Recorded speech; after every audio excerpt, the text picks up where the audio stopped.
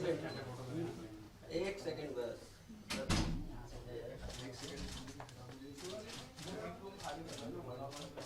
Thank you sir. आप भी आ जाओ। Yes sir. Yes sir.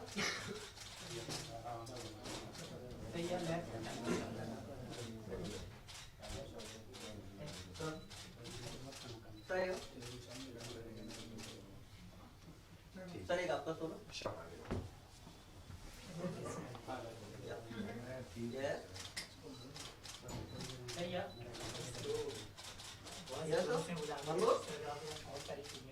Thank you sir.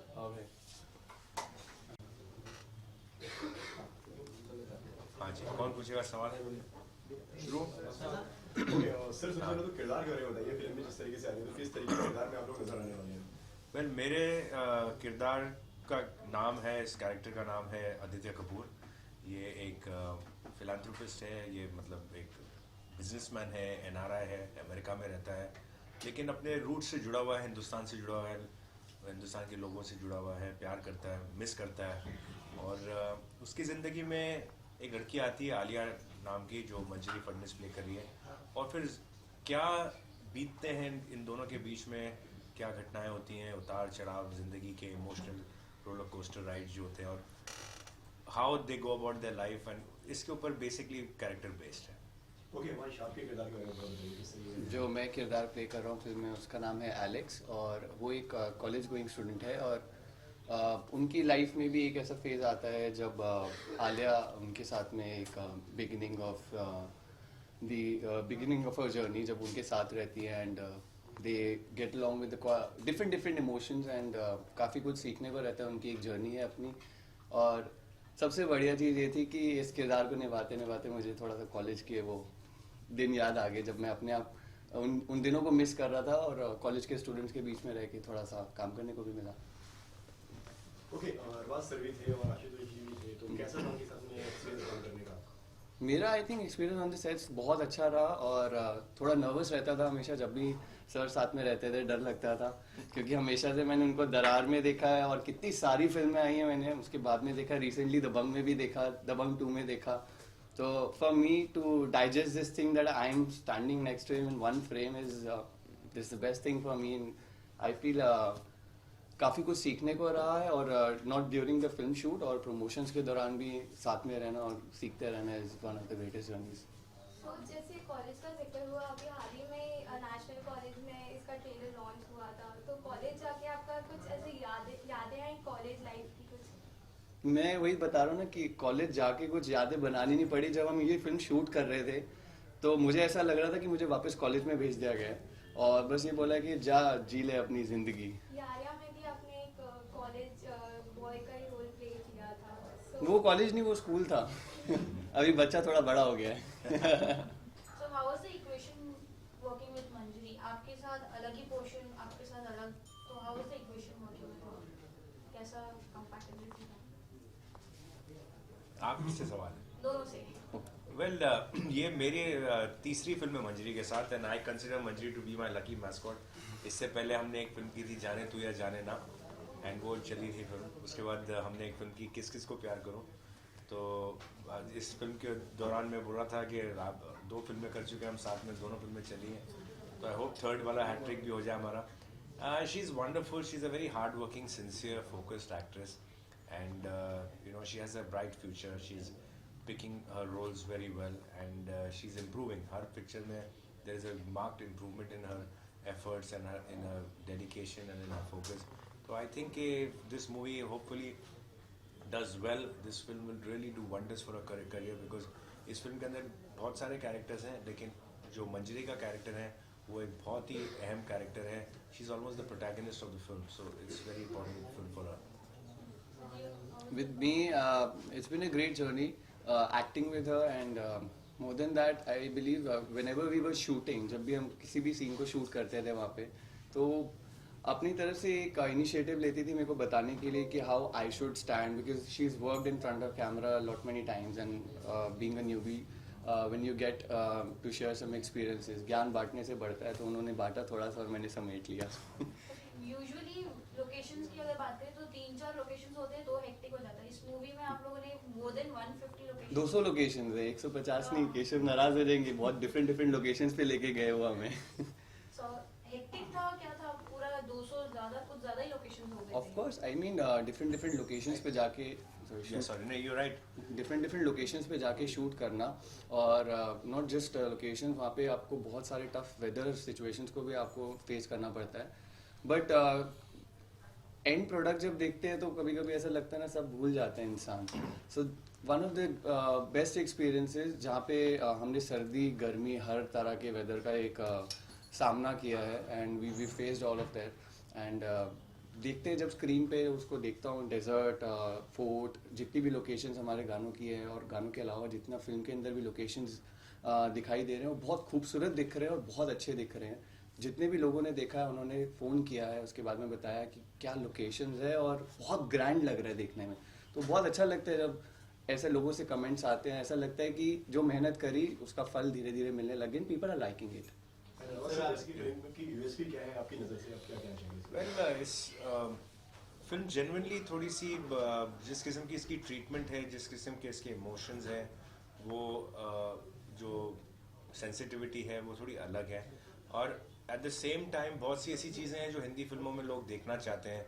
Drama देखना चाहते हैं, इमोशंस देखना चाहते हैं, कॉमेडी देखना चाहते हैं, अच्छा म्यूज़िक, अच्छे डांस देखना चाहते हैं, यूथफुलनेस देखना चाहते हैं। तो we got Himansh, we got Manjari, they've got some really good songs, they've danced very well, and थोड़े से मंझे हुए एक्टर्स भी हैं, प्रेम चोपड़ा सर हैं, आशुतोष राणा हैं।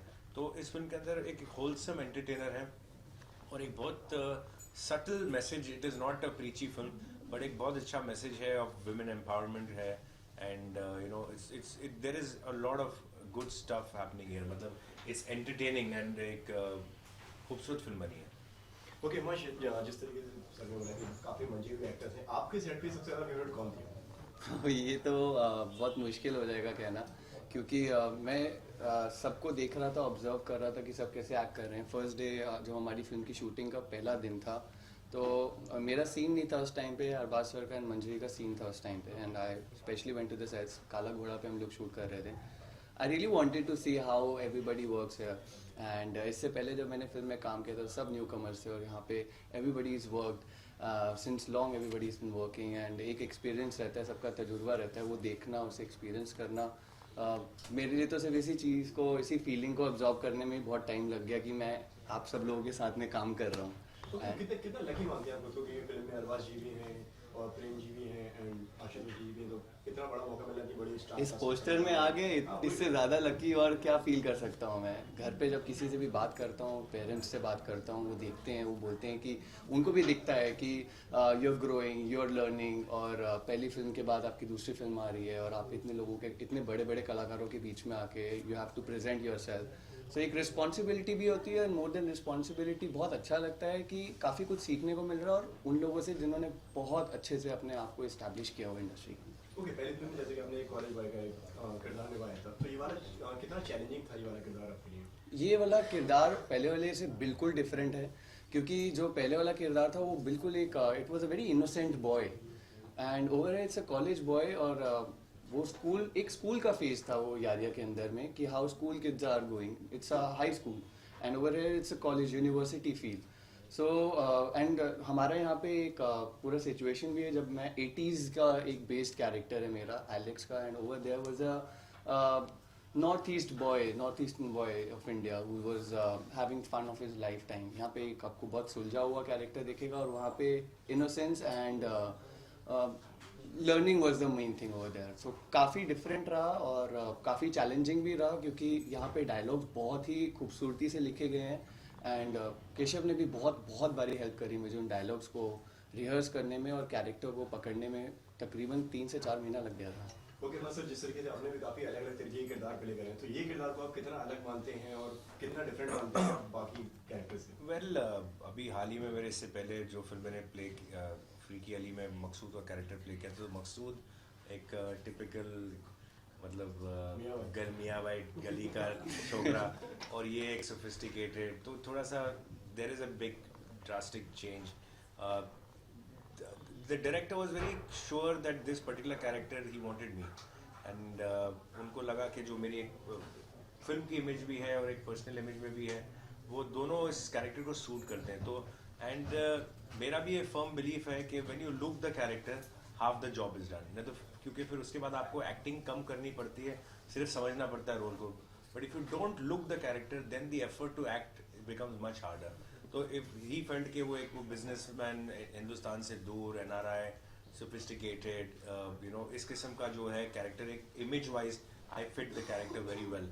एंड देन जो सीन्स जो हैं वो बड़े सिंपल से सीन्स हैं, बड़े रिलेटेबल सीन्स हैं एंड बिलीवेबल सीन्स हैं। तो वो इस मामले में इस कैरेक्टर को मुझे प्ले करने में बहुत अच्छा लगा, क्योंकि कई बार हमको फिल्मों के अंदर बड़े लार्जर देन लाइफ और थोड़े से लाउड कैरेक्टर्स प्ले करने पड़ते हैं, तो हल्के से फिल्मी माने जाते हैं। तो वो जो ऑडियंस से भी रिलेट होते हैं लेकिन थोड़े से अनरियल होते हैं, लेकिन वो उनको बिलीवेबल बनाना पड़ता है।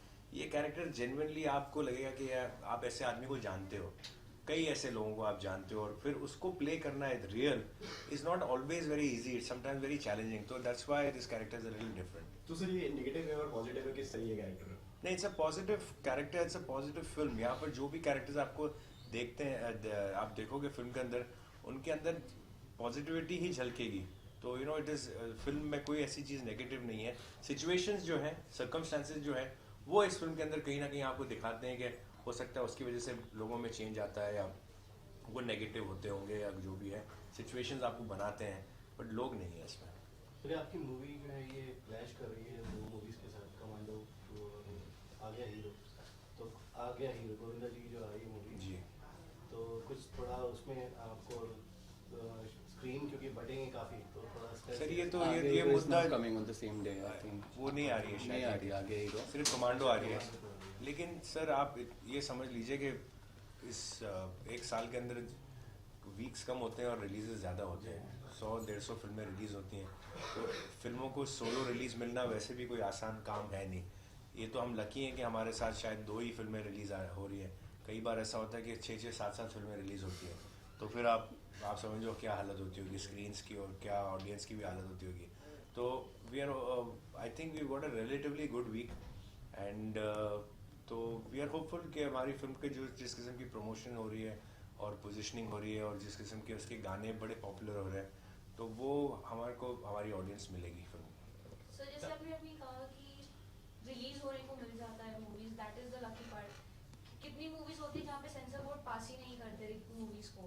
आई डोंट थिंक ऐसा होता है, शायद एक आध दो कट्स के साथ। रिसेंटली एक मूवी है जी। प्रकाश झा की, जी, लिपस्टिक अंडर माय बुर्का, वो मूवी को सेंसर बोर्ड को एक सर्टिफिकेट ही नहीं दे रही है, पास ही नहीं कर रही, तो उस पर आप क्या बोलना चाहेंगे?